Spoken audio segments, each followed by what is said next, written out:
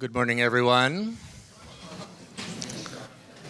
I hope you're all excited for the day, the next 2 days of some very exciting, stimulating conversation. I'm very excited about our speaker this morning. My name's Bill Kilgannon. For those who don't know me, I used to be the executive director here a long time ago. I was shocked when they said last night, this is the 23rd annual conference. And I went, oh my God, I'm really old, because I was there for the first one. So, so it is my great pleasure this morning to introduce Emily Laxer. Some of you probably recognize that last name. Gordon Laxer, Emily's uncle, and I were chatting a little while ago, and I said, you know, Emily, I don't, everyone can read your bio. Everyone's read Emily's bio, right? I don't have to read her bio to do the introduction, but so I said, so Gord, tell me about your niece.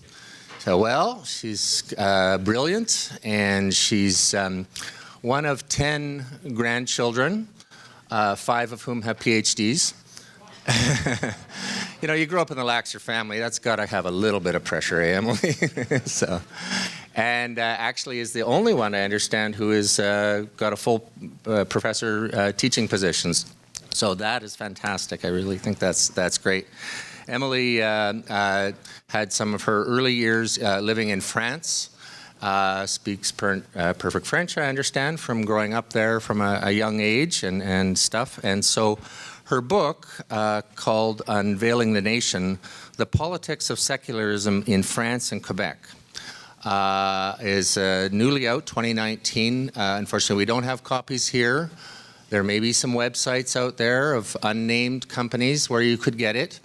But I'm really looking forward to having a chance to read that and hearing Emily this morning. So without further ado, please welcome Emily Laxer.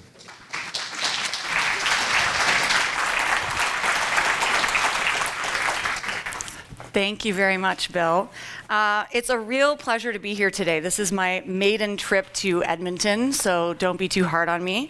And it's certainly true that having Laxer as your last name means that you have some big shoes to fill.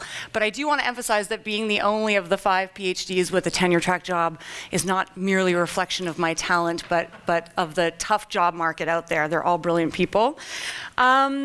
I want to start by thanking the organizers of the Parkland conference, particularly Trevor Harrison, for inviting me to be here today. And also, I'm very grateful to Gail Davey, whose planning of the logistics has made this trip for me possible and even smooth and enjoyable. So thank you very much for that. The talk I'm giving today represents a kind of first attempt on my part to shed some light on what I think is an important intersection between 2 key contemporary social phenomena. The first one, and the reason that we're all here today, is the rise of populism. So in the last 2 years alone, as you know, several parties that can be described as populist have gained ground across the European continent, including, but not limited to, Germany's Alternative for Deutschland, which went from having no seats in the legislature to gaining a 3rd place spot in the 2017 election. The Party for Freedom, which earned a 2nd place spot in the Dutch general vote. France's Front National, whose candidate Marine Le Pen captured a 3rd of the popular vote in the 2nd round of the 2017 presidential race, and the far-right Vox Party, which doubled its share of the vote in Spain's general election just a few days ago, securing a 3rd place spot in that country. The advance of populist movements, leaders, and imaginaries is, of course, not limited to Europe, is evidenced outside, with prominent examples to be found in the United States, of course, under the banner of Donald Trump's Make America Great Again campaign, in Brazil, with the election of Jair Bolsonaro, the ultra-right conservative president, and in India, with the rise of Narendra Modi. As you can tell from these photographs, these populist movements aren't limited or contained to a single nation state. In fact, they are to a great extent influenced by transnational diplomatic forces and relationships. But before I go any further in talking about populism, I want to emphasize right from the get-go that there is a huge amount of ambivalence, disagreement, even conflict in the social scientific world about what this thing, populism, means. We think we know it when we see it, but how exactly do we define this social phenomenon? Topics of debate among social scientists on this issue include things from the extent to which populism aligns in any systematic way with left or right-wing ideological formations, whether its influence is really limited to the personal stylistic style or approach of individual politicians, and whether it very often or always coincides with anti-immigrant sentiment and authoritarianism. So in wading into this debate, I follow some others in thinking about populism primarily as a discursive strategy that actors of different ideological stripes utilize to carve a dichotomy, a very strict dichotomy between the interests of a pure, a righteous, and a disadvantaged people on the one hand, and on the other hand, the interests of a privileged, corrupt, and ultimately illegitimate group of elites. Now, in the case of right-wing populisms, which is the focus of my interest, this dichotomy between the people and the elites, the disadvantaged people and the corrupt elites, is often accompanied by representations of a third social group, which is the threatening and malicious other, whose members are seen as cooperating with the elite in order to jointly deprive the people of their essential rights, their values, and their well-being.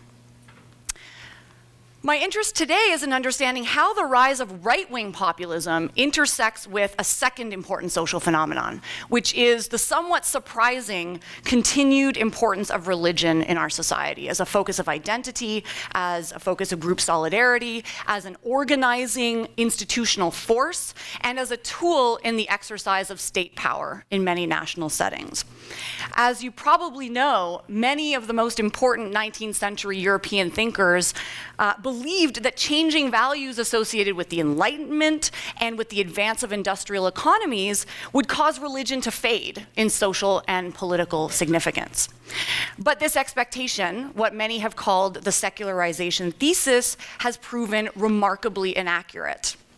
From Iran's Islamic revolution to the rise of global Pentecostalism to Sunni Islamic fundamentalism, Hindu nationalism, and the Protestant right in US politics, we can see that the going public of religion is becoming widely apparent and prevalent.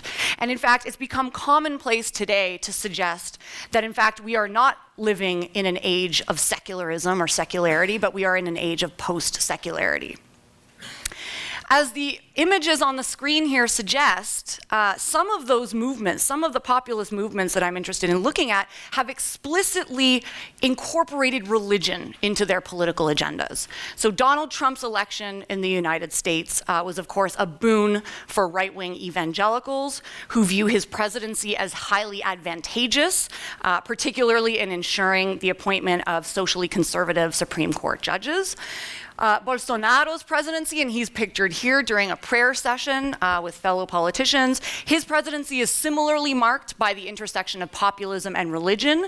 The rise of evangelical Christianity in Brazil, a historically Catholic country, but the rise of evangelical Christianity in Brazil has served as a key political opportunity that Bolsonaro and others have used and that have enabled him to draw on religious frames to bolster his populist project, and in particular to bolster his attack on various minority groups, including women, members of the LGBT community, etc. And this is evidenced by the now sort of familiar moniker that characterized his presidential campaign: Bibles, bullets, and beef. So what I think we're witnessing in these two cases, in the US and Brazilian cases, is a politicization of the sacred by populists for political gain. So both Trump and Bolsonaro are overtly, very overtly drawing on existing religious imaginaries, existing religious doctrines to frame, to punctuate, in fact, to punctuate their framing of this conflict between the people, the elite, and the other. But this isn't the only way that religious themes are entering the frame in emerging populisms. In other cases that I personally find more interesting, religion and populism intersect through what the scholar Jose Pedro Zucchet has called the sacralization of the political. So rather than the politicization of the sacred, what some populist movements are engaging in is a sacralization of the political.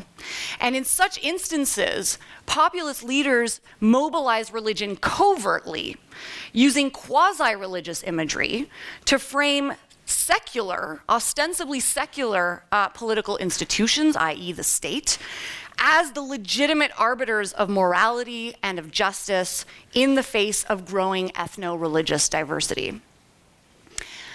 This sacralization of the political is arguably occurring in our very own Canadian province of Quebec, where populist discourses are being mobilized to justify restricting Islamic religious dress in particular, among other religious signs, but Islamic religious dress in particular, in the public sphere in the name of state religious neutrality or laïcité, which is essentially the French term for the religious neutrality of the state and state institutions. So my goal today is to try and sketch the parameters of this second populist framing of religion, and in particular to ask, how is the sacralization of the political, how is the covert use of religious themes to sacralize, to legitimize the political sphere, redefining the landscape of rights and belonging in the context of the Islamic science debate? In answering this question, quick shameless self-promotion here, I'm going to draw on my recent book, in which I use historical data, government data, media and newspaper reports, but also interviews that I conducted with several prominent politicians and civil society activists to understand the political imperatives behind the debates over secularism and religious signs in France and Quebec. As you know, these two societies have a long history that they share through a history of colonialism, colonization in Quebec. They also share a history of Catholic Church dominance, which is very significant, I'm going to argue, to this populist framing of the sacralization of the political. These two societies have also been subject to highly corresponding debates over recent years over the secular parameters of the public sphere, which have led, in both cases, to the passing of legislation that restricts the wearing of religious signs in various public spaces and institutions.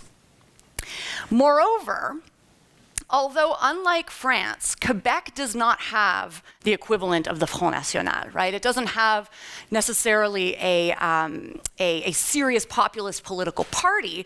I'm going to argue populism has entered the province's politics as a discursive frame with important implications for the trajectory of this debate.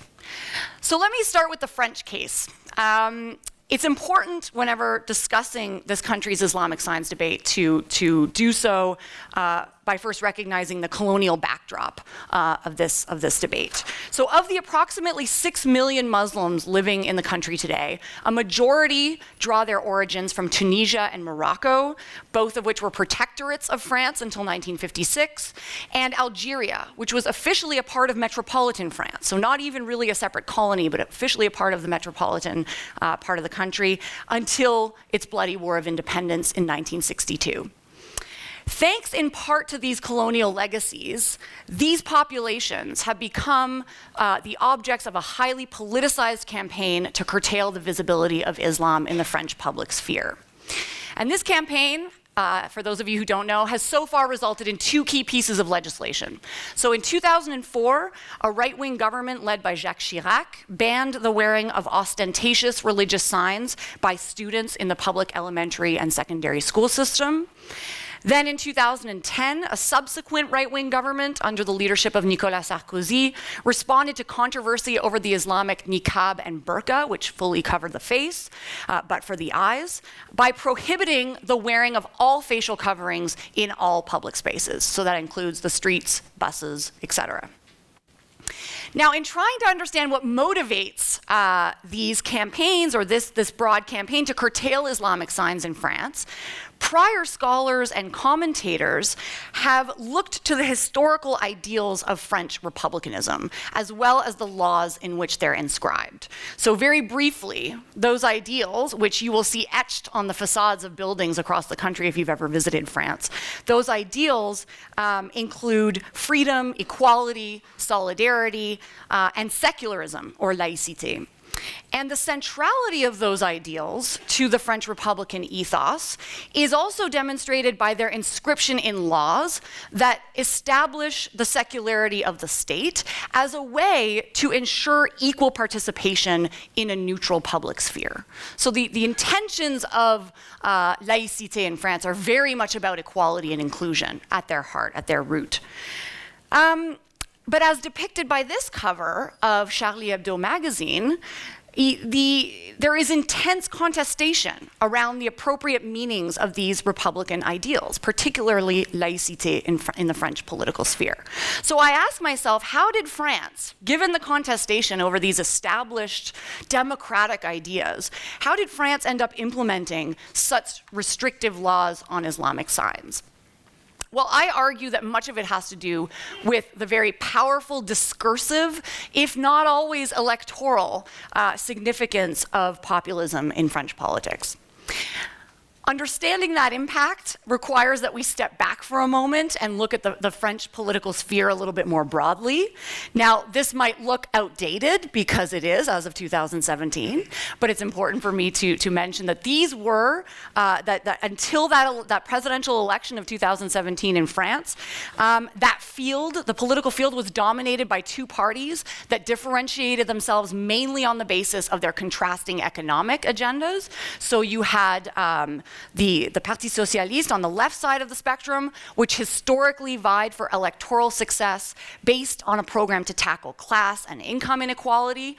This made that party, this party as a result, tended to fare well in low-income constituencies, including ones with large North African and Muslim populations.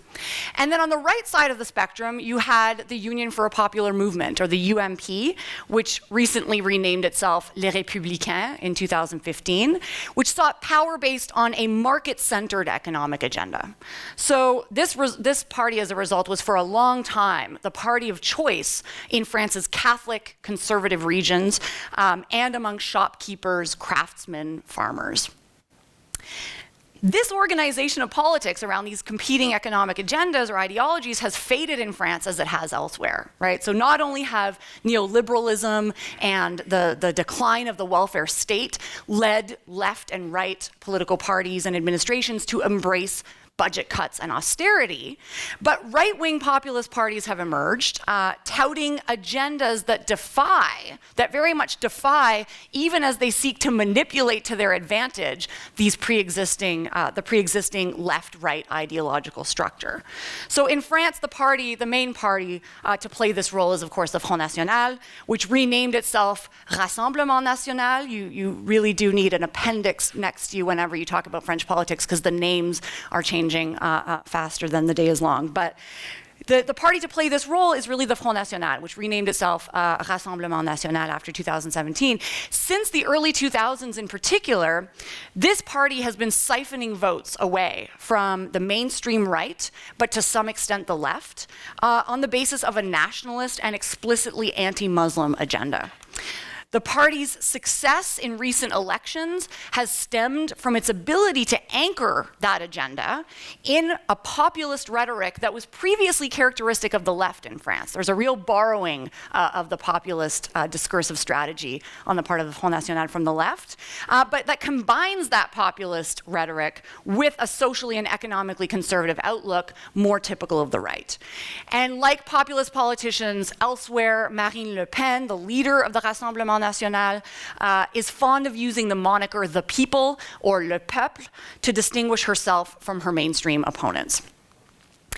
In keeping with her European counterparts, Le Pen has also represented this people as engaged in a real moral and patriotic battle to offset the economic and cultural influence of globalization. So the main groups to be framed by the Front National as elite are the alleged anti-democratic institutions of the EU, here represented as Brussels, and France's traditional parties, who Le Pen deems out of touch with, on the basis that they failed to protect ordinary French citizens from the dangerous effects of the EU and its institutions. Now, Le Pen's portrayal of this conflict between ordinary French people and a globalist elite contributes to, but also benefits from, the discursive construction of a Muslim other in the context of the Islamic science debate. Over the years, Le Pen has frequently represented France's Muslims as constituting a threat to the political and cultural boundaries of the French nation. So take this example from a gathering in Lyon in 2010, in which she likens Muslim prayers in the streets to the military occupations of World War II. Although she tends not, as her father, Jean-Marie Le Pen, the founding leader of the Front National, she tends not to frame the otherness of Islam in overtly religious terms, Le Pen's denigration of French Muslims showcases the covert use of religion as the hallmark of this sacralization of the political frame that I'm interested in. So for example, take this image here.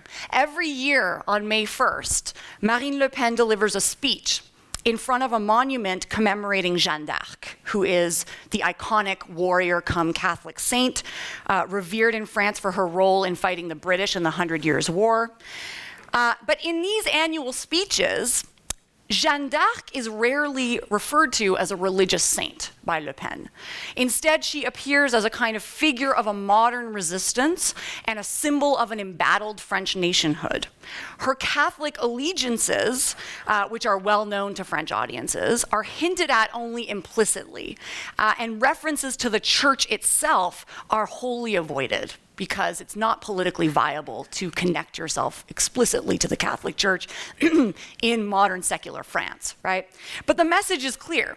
Catholicism has left an indelible mark on the French national consciousness, and in publicly expressing their religious faith, Muslims are deemed to offend that sensibility and confirm their non-belonging to the people.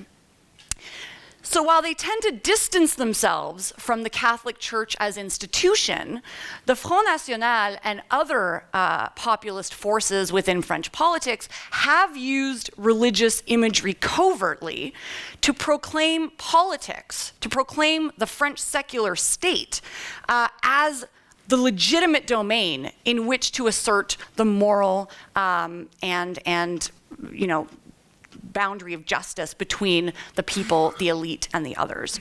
And this discursive move is not limited to the Front National, and it's clearly captured in this statement by the former right-wing president under the UMP, who was president at the time the 2000 law was passed, Nicolas Sarkozy. He made the statement shortly before the ban of religious signs among school students that was passed in 2004. And in justifying that 2004 law, to a Muslim audience, Sarkozy is speaking to a Muslim audience in this statement, he calls forth the imagery of the sacred, which is usually used to designate religious spaces and institutions, and he applies that imagery to the school, which is really the quintessential French Republican secular institution. So he renders the school and its secularity a sacred value within French politics. These covert references to religion have enabled, I would argue, a particularistic kind of universalism to emerge in the discourses of the center-right, which question Muslims' ability to conform to French civic culture. So during my first research trip to France in 2012, I met with Jacques Mia, who is a staunchly anti-veil member of the UMP party, and I met with him in his office across the street from the National Assembly. And among the many assertions that he made over the course of our conversation was the following. He said, "We have allowed into our territory people who are inassimilable because Islam is not a religion, it is a civil code." This framing of Muslim minorities in France treads directly on the territory of the Front National, which was not in government at the time that the 2010 law was passed, but its frames are evident in the discourses used by the UMP. It specifically picks up on this notion of a clash of civilizations between Islam and Christianity, which has long been a key political device for that party. Now, other figures in the UMP party have tried to reconcile this image of a clash of civilizations with a conception of the Islamic veil as defying the values that are marked universal. So things like gender equality, those values that allegedly delineate France's reputation on the world stage. So for example, when telling me why the Islamic veil should be disallowed on French territory, UMP member Nicolas Sarkozy told me, "We're not in Saudi Arabia, we're in France. France protects you, it liberates you. Therefore, I fully support the law. The burqa has no place in France where women are free." So together, the statements by Mia and Ameline appeal to the Front National's emphasis on the otherness of Islam in France, while tying that otherness to an infringement of principles like gender equality marked as universal. So by sacralizing the political, these politicians are able to embed their claims in universal democratic principles. And in justifying these proposals to the French public, politicians like Ameline and Mia also deployed a discursive strategy that I would argue is characteristic of this sacralization of the political, which is to delegitimize the courts as an arm of the legitimate state in France. So these politicians on the right were aware at the outset, in debating this law ultimately passed in 2010, they were aware of the criticism it would likely draw from France's and Europe's highest courts.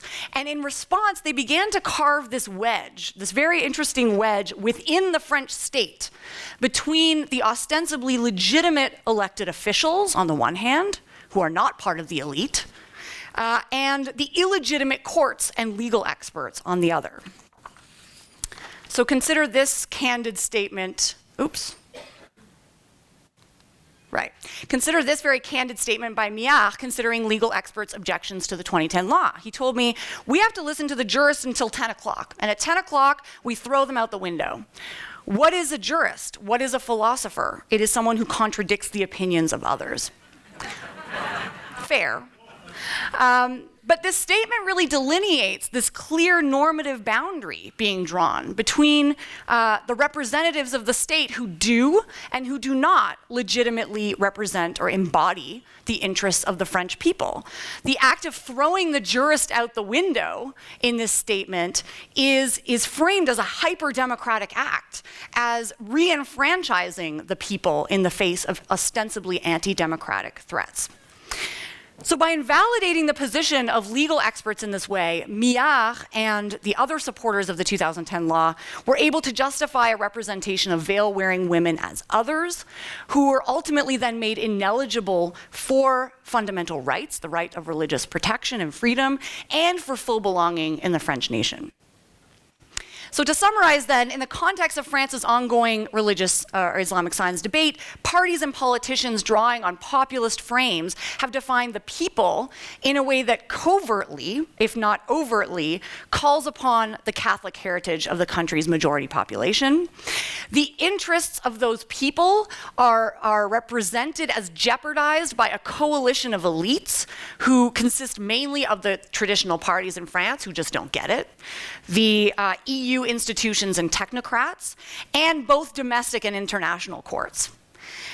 The images of these elites as lacking any legitimate connection to the people are mobilized in the service of a related project, which is to galvanize voters around a belief that Muslim minorities represent a threatening other in French society.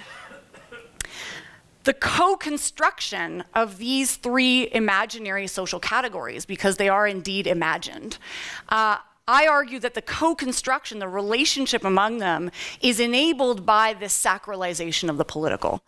Indeed, that frame enables a delegitimation of particular state institutions, i.e. the courts, as standing in the way of a project to safeguard the interests of a unified people against incursions by a threatening other. So now I'd like to show that a similar discursive strategy is being deployed by political leaders in Quebec, in Quebec's Islamic signs debate, with real material consequences for Muslim communities in that province. So like France, Quebec is also home to a significant Muslim community whose members also tie their origins primarily to former French colonies in North Africa, but also to parts of the Middle East. Though it's a province among others, Quebec holds significant power, has significant jurisdiction over the selection and the incorporation of these and other immigrant minorities, which we know because it's a theme in the current attempts by the Premier François Legault to limit the influx of immigrants and to place new limits on who can become a permanent resident in the province. And over the last 2 decades, this power that Quebec has come with recurrent debates over the status of Muslims within the national community.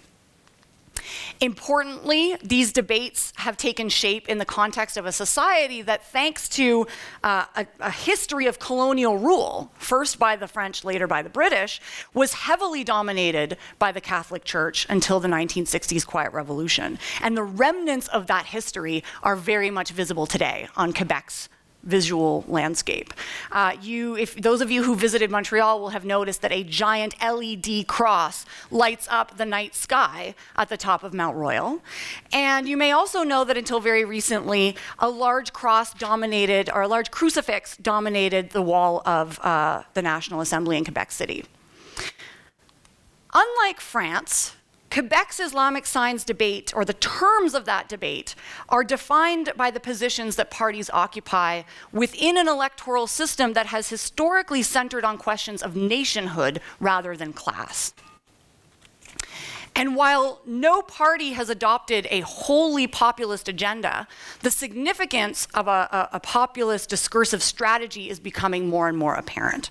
So again, understanding that development requires stepping back and looking at the broader political field in the province. These two, in this case again, we might be looking at two bygone parties because the electoral landscape is ever shifting there as it is in France, making my job harder but perhaps more interesting.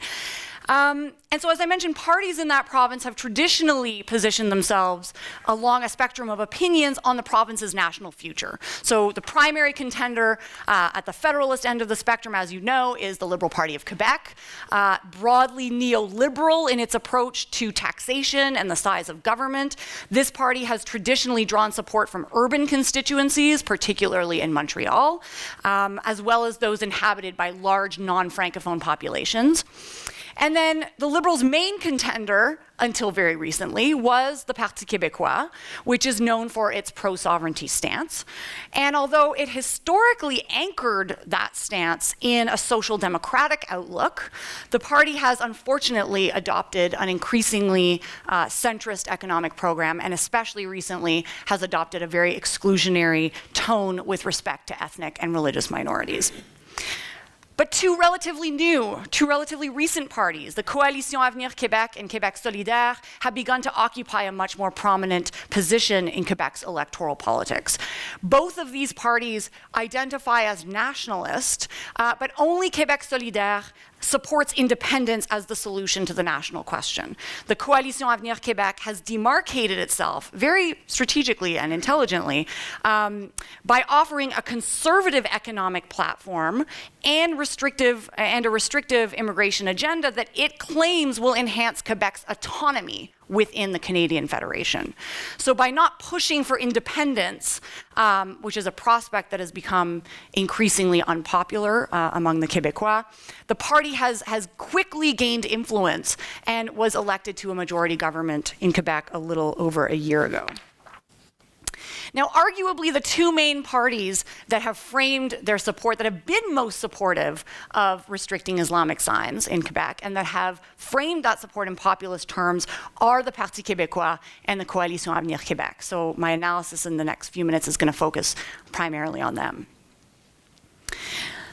So The key moment in the Islamic signs debate in Quebec that I look at in the book is the Charter of Values, which I'm sure you recall the minority Parti Québécois government unveiled in 2013. It never became law, but the document's central proposal was to prohibit public sector employees, all public sector employees, from wearing religious signs on the job. And you see some of those example signs illustrated here. And notice that very few of them are Christian religious signs or Catholic religious signs. From the moment it was made public, the Charter of Values sparked a heated debate among the various political parties. While Québec Solidaire and Coalition Avenir Québec attempted to reach a compromise with the government, the Liberals unequivocally condemned the Parti Québécois' proposals on the basis that they violated religious freedom and undermined gender equality by unfairly targeting Muslim women. The defeat of the Parti Québécois in the subsequent election of 2014 put the Charter of Values to rest. Not because the Parti Québécois did not lose that election because the Charter of Values was unpopular. It was in fact very popular, particularly among Francophone voters. But unfortunately, some star candidates within the Parti Québécois during that election campaign, including Pierre-Carl Péladeau, raised the specter of a third referendum, which most Québécois do not favor. So the party actually lost the election of 2014. But this sparked a debate that dominated the airwaves for many months. And when the other parties objected to the Parti Québécois' proposals, it firmed up its position by framing those parties as enemies of the people. So launching the most frontal attack, the Parti Québécois minister in charge of the Charter of Values accused the Liberals of being, quote, genetically incapable of defending and affirming Quebec's values. The Parti Québécois premier at the time, Pauline Marois, herself waded into this territory when she told newspapers that according to the Liberals, it's as if we should apologize for defending Quebec's interests. It's as if we should apologize for wanting to live in French in our own home. It's as if we should apologize for defending our common values. And these comments demarcate the people as including those who live their lives in French and who endorse the Parti Québécois' particular framing of Quebec values. So a failure to achieve the status of membership as part of the people is framed in these statements in remarkably primordial and essentialist terms, as is denoted especially by the reference to genetics here. As in France, I argue, the defense of the Charter of Values by the Parti Québécois was achieved in part through this sacralization of the political by the governing party. So consider this promotional poster released by the Parti Québécois government at the height of the debate. And it reads, just in case you can't see those, the English translation, churches, synagogues, and mosques are sacred. The religious neutrality of the state and the equality of men and women are also sacred. We believe in our values. So this poster portrays religious minorities as members of the nation insofar as they accept the governing party's framing of state religious neutrality and gender equality as sacred. According to Marois' party, these principles are not fundamental rights, but rather, as indicated by this flyer, they're values in which it's possible to have faith just as one has faith in religious principles. And I would argue that the replacement of the term rights with the term values is by no means trivial. It enabled the Parti Québécois, like the UMP did in France. It enabled the Parti Québécois to blur the boundary between the universal and the particular dimensions of belonging in the Québécois nation. When rights became values, when rights become values, their application can be narrowed to a smaller group of people who belong to this highly praised group called the people. Now, a similar discursive strategy has been invoked by the Coalition Avenir Québec government to promote its secular agenda. So in March of this year, Premier François Legault tapped into popular discontent over the unresolved nature of the religious signs debate by promising to adopt a, quote, clear regulations, which he portrayed as coinciding not only with the modern history of church-state separation in Quebec since the Quiet Revolution, but also with the ostensibly shared interests of those who belong to the national we. So Legault is able to claim very confidently, in Quebec, this is how we live. These promises that Legault made have culminated in the adoption of Bill 21 in June of this year. This bill, it's important to note, is part of a larger package of legislative measures that target immigrant minorities in Quebec, and it contained 3 key provisions, though there were others. First, it prohibits public employees in positions of authority from wearing religious signs on the job, and this includes, but is not limited to, judges, Crown prosecutors, police officers, and most controversially, teachers. It also requires that persons providing or receiving public services do so with their faces uncovered. And it adds a reference to the secularity of the state to the preamble of Quebec's Charter of Human Rights and Freedoms. Now, the first 2 provisions have already become the basis of a provincial court challenge, or a series of provincial court challenges led by organizations claiming that these violate individual rights and amount to discrimination, particularly against veil-wearing Muslim women, particularly when it comes to banning these signs among teachers, because this is an occupation in which you actually have a significant number of veil-wearing women. Aware of these objections, Legault promised his supporters long before Bill 21 was passed that he would invoke the notwithstanding clause, enabling his government to circumvent temporarily any charges that the law violates fundamental individual rights.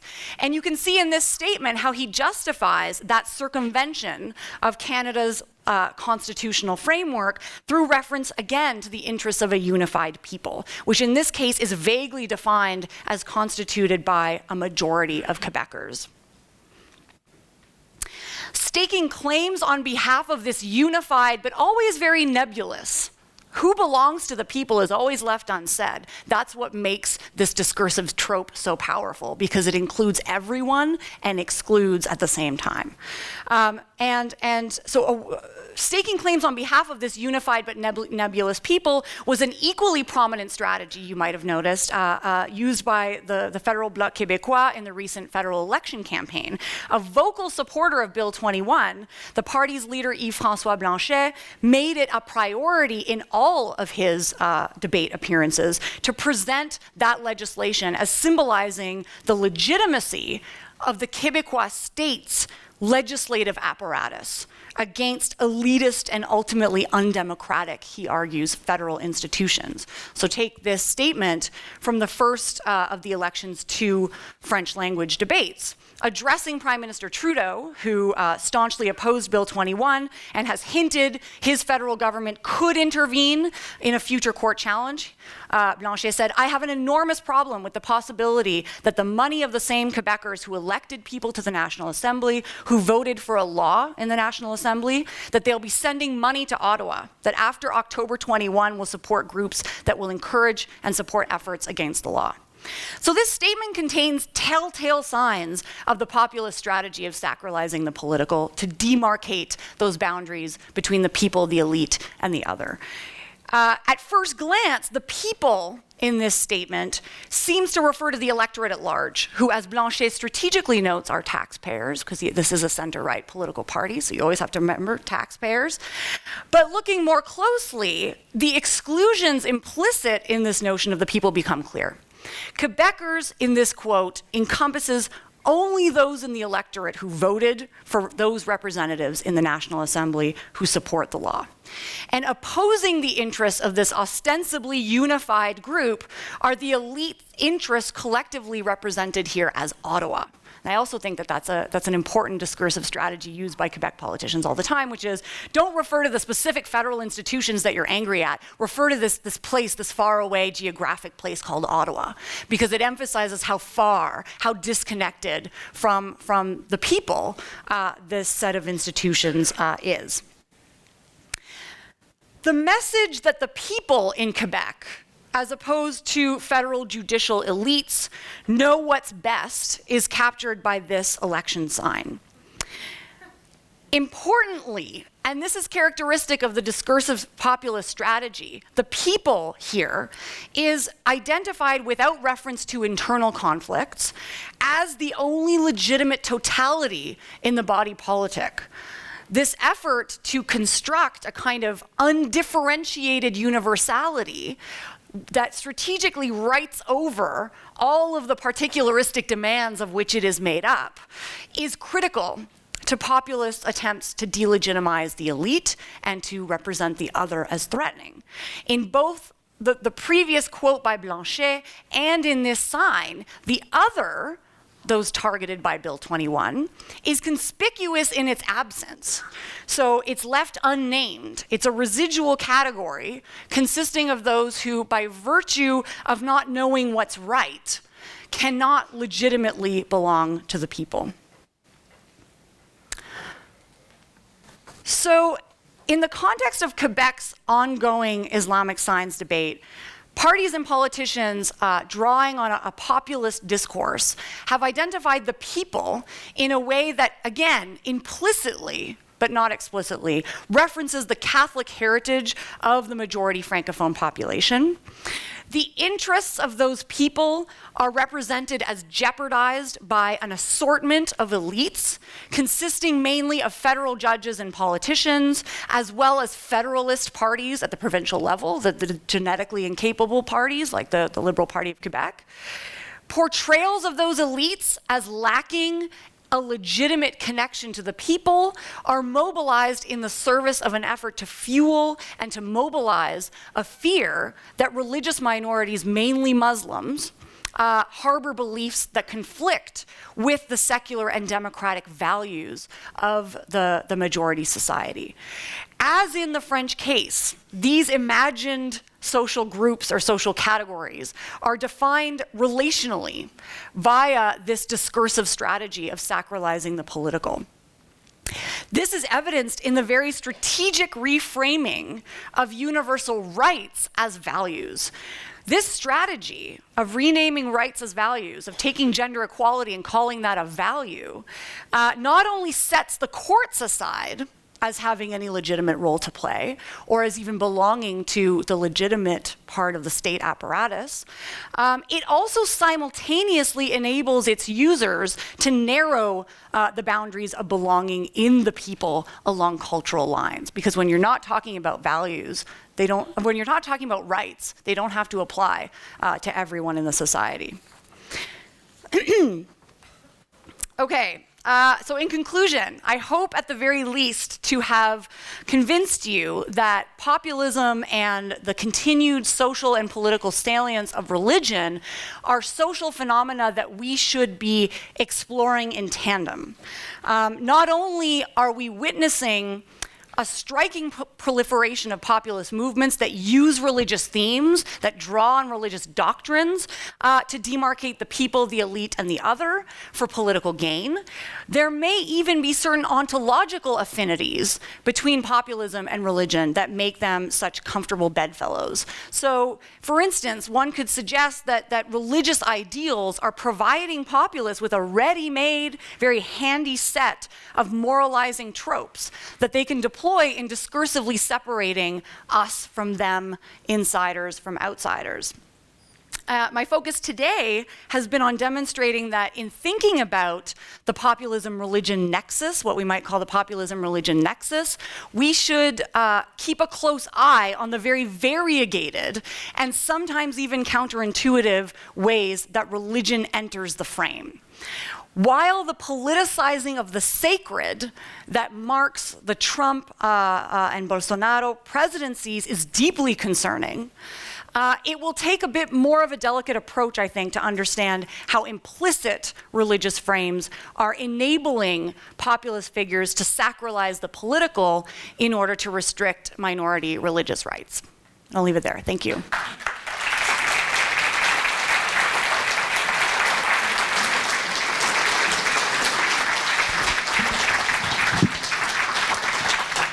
Thank you, Emily. That was fantastic, and I'm sure there are tons of people that are, I see hands going up already, ready to jump in, tie some of these big themes to perhaps some of the populism going on here in Alberta as well, and I'm sure. So we have mic runners, one on either side. I'm going to be pretty focused on making sure we've got diversity of people, gender balance, and who we're selecting. So where are my mic runners? We got one here and there. Well, we do look around. I also want to recognize our Member of Parliament, Heather McPherson's joined us for the wonderful riding of Edmonton Strathcona. Thank you for joining us. I'm sure these will be ongoing debates that you'll be having in our federal parliament. So, can I go over here to this one? We'll run the mic over. If people can also not cover the bottom part, because it's a radio mic, and I think that's what was happening last night. So, and while we're lining up here, there's a gentleman at the far back there. And we'll go for, okay, go ahead. We're going to take 3 questions, and then we'll turn it back over to Emily, okay? I wanted to ask about, you talked a lot about the shift from talking about rights to values, and I wanted to ask whether you feel that that actually weakens the global fight for rights, because if we're framing we have these values and they have those values, and putting it in that kind of frame, that could potentially, I'm thinking, make it harder for us to say, no, there are like rights that have been recognized, for example, by the UN as universal human rights, and how do we uphold those in a global way when that shift of framing is happening? Great, thank you. Sir? Thank you for the talk. I think probably a lot of us are wondering what your thoughts are in the parallels between what's going on in France and Quebec and what's happening in Alberta. And specifically, I think there's a level of introspection as a society that we need to undertake, where in Alberta we don't, probably a lot of us don't know that the legislature begins each day with a prayer as part of the order of business. And just as part of the context, very interesting today in Alberta, in Calgary, with the Wexit protest that's going on. There was an interview in the CBC this morning with Peter Downing, and specifically with immigration. He was saying that an Alberta nation, immigration would be dealt with in accordance, this is his quote, in accordance with the values of Western Canadians. So there does seem to be a strong parallel. Just wondering what your thoughts are. Excellent, thank you. Anyone in the center here? We'll just actually go right up front here, if we could. First of all, thank you for coming here and presenting to us. Second of all, my question is regarding, you mentioned it a little bit, The Clash of Civilizations by Samuel Huntington, and that idea of just division that brings along with, again, the values. He was talking about the Western values of North America, and that's clearly seen in the discourse of Trump. So would you say that that's kind of awakening here in Alberta with the whole Wexit, with the whole, Western values and everything, or is it just a refocus or a reawakening, if that makes any sense? Take it away. Great Good questions. Okay, in terms of the rights versus values and the international repercussions of that discursive shift, I think that's a really, really interesting question. I do think that what this shift does, and I'm not as familiar with sort of how this operates in international institutions, but I'm sure you're right that we need to think about that. What this shift does is it makes it so difficult for minorities to assert things, to draw upon rights that they previously would have been able to utilize in securing their rights, their fundamental freedoms. And I witnessed this when interviewing veil-wearing women in France, who are starting to form these grassroots organizations to fight these incursions on what they see as incursions on their fundamental rights. But it is very difficult when you have this nebulous discursive terrain in which what they view as rights that are anchored in laws that go back over a century. I mean, the 1905 law in France is the one that defines laïcité and that separates religion from the state, but guarantees individual religious freedoms. That's the law and the rights upon which they try to base their arguments and their claims.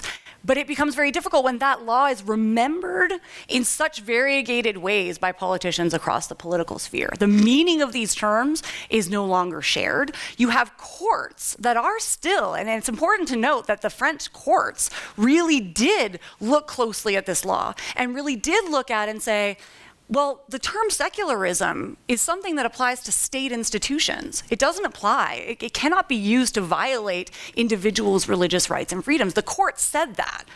But through this sacralizing of this particular part of the state, of the representatives in the National Assembly who support this law, through the secularization, they were able to sort of set those objections aside. So I think it creates a really difficult, even if those rights are still enshrined, even if you have courts that are defending them, if you have politicians who simply are just being absolutely bold and going rogue and setting aside those legal institutions, that's very difficult to fight against. Even if François Legault in Quebec was not necessarily able to use the notwithstanding clause. You mention that notwithstanding clause in Quebec society, it triggers an image of a federal legal structure that doesn't support the interests of Quebec people. So I think I do think that these discursive shifts have an impact even when you still have legal institutions protecting those rights. And I wouldn't be surprised if this had larger repercussions. Alberta, you'll have to tell me.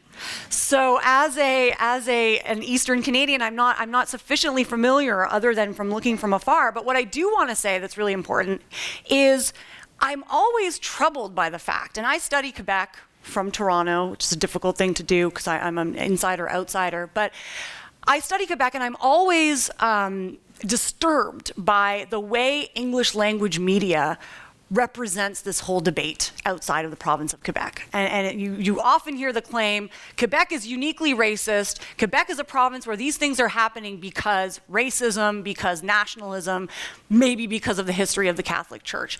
There is very little attempt to look at actually how a lot of these processes that we're seeing on the ground and this uptake of values and this uptake of religious themes implicitly or explicitly to frame minorities as sort of outsiders, this is happening across the country. The difference is that these beliefs and these fears are taken up by political parties at strategic moments if it suits their interests. It happens to suit Quebec Party's political interest to talk about this issue because sovereignty support is on the decline, because language rights seem to be fairly well entrenched, although we're seeing that come up again. But the nationalist movement in Quebec needed something new, needed to turn the gaze onto some other issue to rile up that nationalist base. So there's a reason why right now, and for a long time, this has been a strategic issue.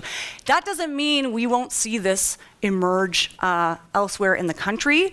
And I suspect that this is one of those moments where in Alberta it's going to become more strategically viable and more interesting to political parties to actually mobilize these kinds of ideas explicitly. But I'm sort of tired of seeing articles in the Globe and Mail talk about Quebec as the only place where we see this kind of sentiment, because it's simply not true. When Stephen Harper proposed a ban of the niqab in citizenship ceremonies in the 2015 federal election, polls showed that Canadians, over 80% of Canadians across the country, supported this kind of legislation. So it's not just in Quebec that this is happening, and I appreciate that point, and we look forward to learning more about the intricacies of this debate in Alberta.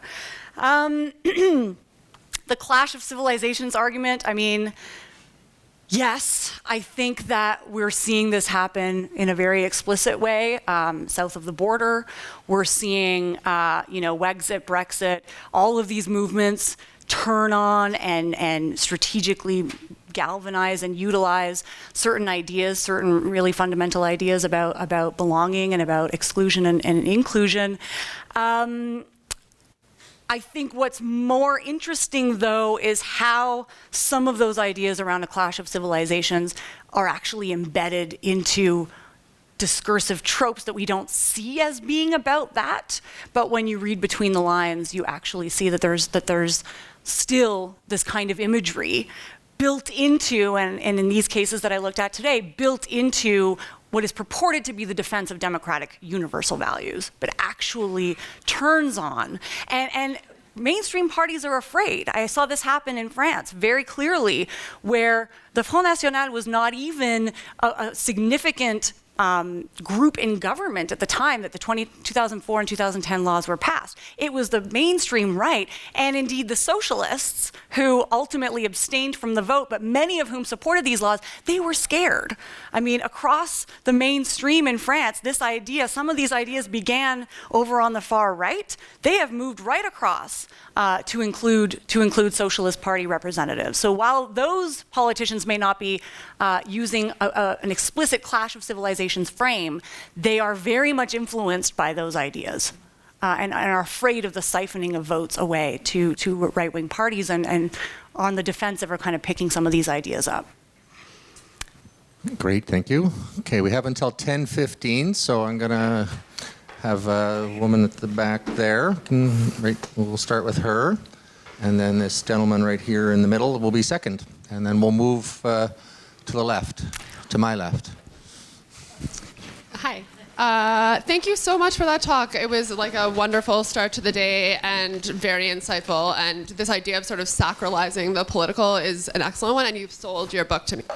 I order it right now, but not on Amazon because I learned yesterday you're not supposed to do that. So my question, so actually I'm an Albertan that lives in Quebec. So it's like this very interesting sort of intersection. And my question, and something that I've been thinking about a lot living in Quebec right now, is like, is ethno-nationalism always populism? So I'm wondering, like, is what we're seeing in Quebec populism, right? And I mean, so on Bill 21, right, the Liberal Party opposed it, but the Liberal Party has a long history in Quebec of this type of legislation, right? So Bill 62, it's an elite-driven project, and it has cross-party consensus, right? So even Quebec Solidaire has had to kind of tone down their opposition to Bill 21. And in Legault's defense of it, he very much appeals to this, like, look, we made this decision as a society after La Grosse Noirceur, right?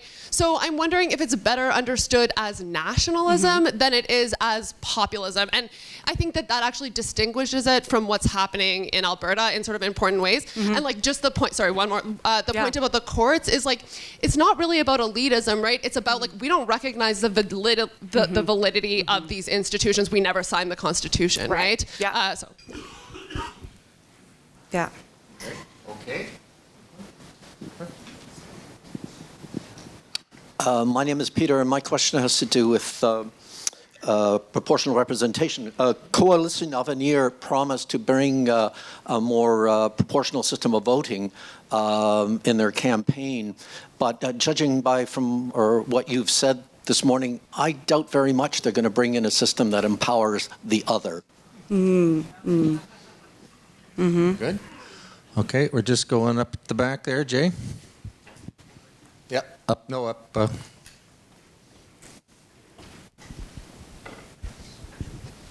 Thank you very much for your presentation. Jay, speak into the mic more. Oh, can you hear me okay? Yeah. Okay. Thanks for your presentation. You covered a lot of ground and put together a lot of the literature that's out there in a very succinct way. My question is related to I would say, the ongoing relationship between colonialism, secularism, and modernity. If you start with France, in Algeria, which Frantz Fanon has written about, the French were, the modernity and secularity was to liberate the Algerian women, but in response, the Algerian women donned the veil, given it another meaning besides oppression. So the veil can mean different things. And aren't we just having the same continuation of this debate? If you add in republicanism in Quebec, it's another view in terms of colonialism, modernity, and secularism. But to the people affected, secularism is not liberation, it's oppression. Thank you. Yeah. Just 3 small questions. Yeah, just in 10 minutes. Questions. Okay, so to your question of is this populism, I think that's a fair question, and we need to be careful when we talk about something being populism. We don't want to call everything populism, and I 100% agree with that. I think there are moments when this debate takes on populist elements in Quebec and moments when it doesn't. And I wouldn't want to call any kind of expression of ethno-nationalism populism.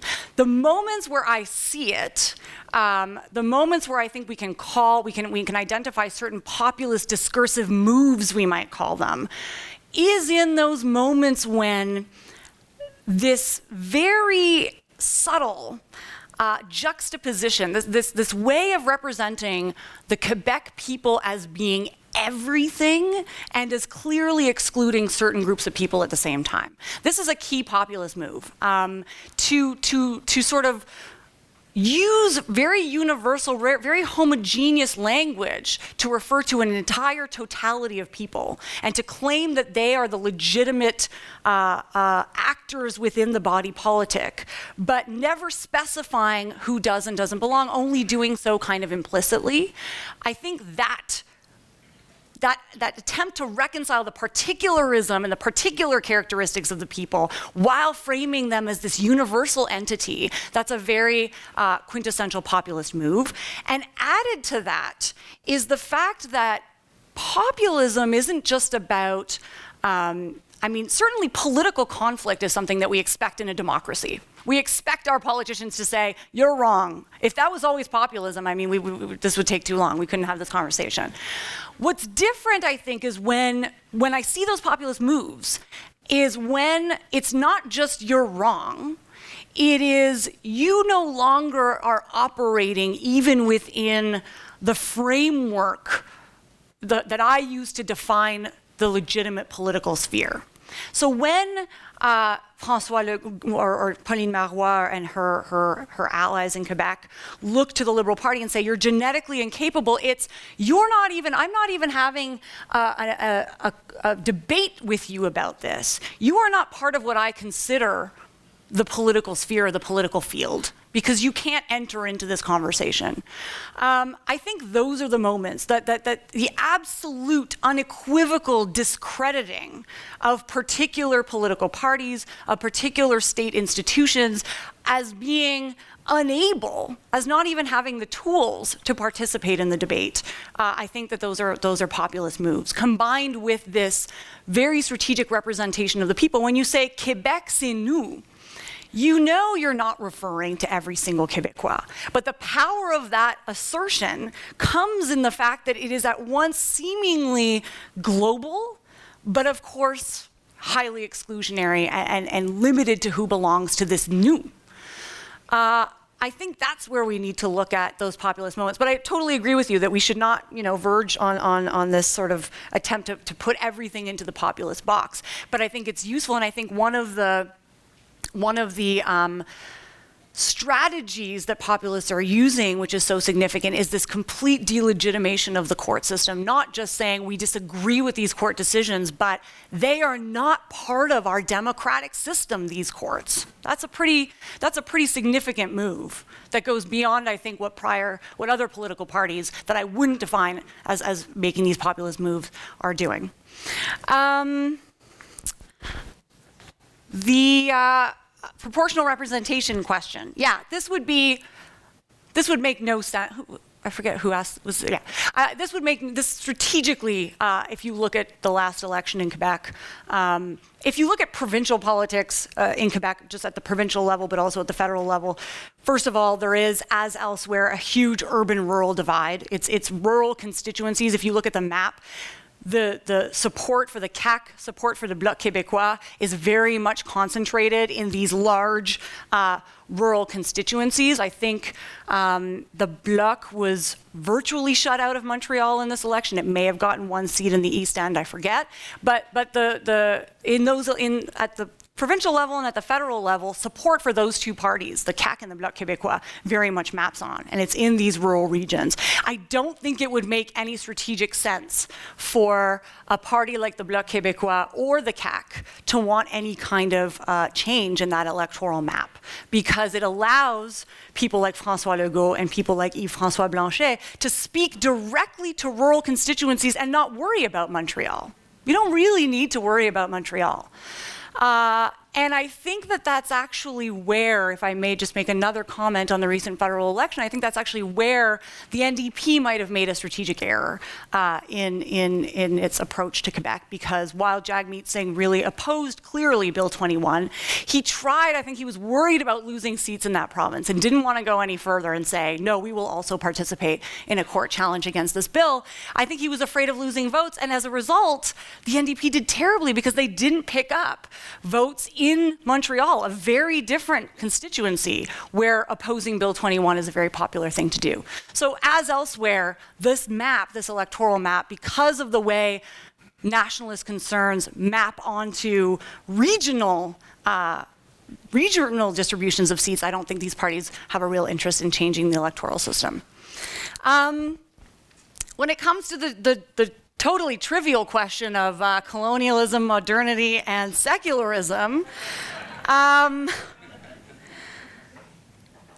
these things are intersecting in very complicated ways in these debates, and they're doing so in ways that differ in interesting ways as well. You know, a post-colonial sort of resistance, or the use of that frame by grassroots organizations, by Muslim women, is beginning to emerge in places like France. It's much more established in Quebec, where you see a real post-colonial discourse that is much stronger. But colonialism itself means different things in these two national settings. When you talk about colonialism in France, you're clearly referring to Algeria, you know, France's relationship to its territorial colonies. In Quebec, when you raise the specter of colonialism in these debates, you may be referring to indigenous peoples, you may be referring to the fact that Muslim populations come from these former French colonies, but you may also be talking about Quebec's colonial subjugation historically within Canada. And that's where the colonialism frame plays a very complicated role, because many feminist activists in Quebec who support this kind of restrictive legislation do so on the basis or with the help of a kind of anti-colonial discourse, but one that says Quebec is an oppressed population and minority, and the historic role of the Catholic Church, which was to some extent enabled by British colonial authorities, is part of this colonial oppression that we are trying to throw off our backs. So it's actually very difficult to pinpoint where colonialism and where those colonial themes are entering this debate, because you know, transnationally it means such different things. So it's 10:13 and we're wrapping up in 2 minutes. So I think that was incredibly fantastic. I think we're going to wrap it there. Please join me in thanking Emily. Thank you. Something tells me this is handcrafted chocolates from Edmonton. Oh, thank you so much. I'm assuming that's what's in that box. Thank you. And I look forward to further conversations about Alberta's religious right. Yeah. For anyone who wants to tell me And more you're about around that. all weekend, right? I am. So, so we have 2 sessions beginning in 15 minutes, one on one side, one on that side. Enjoy the coffee and be in those sessions ready to go in 15 minutes. Thanks very much, everyone.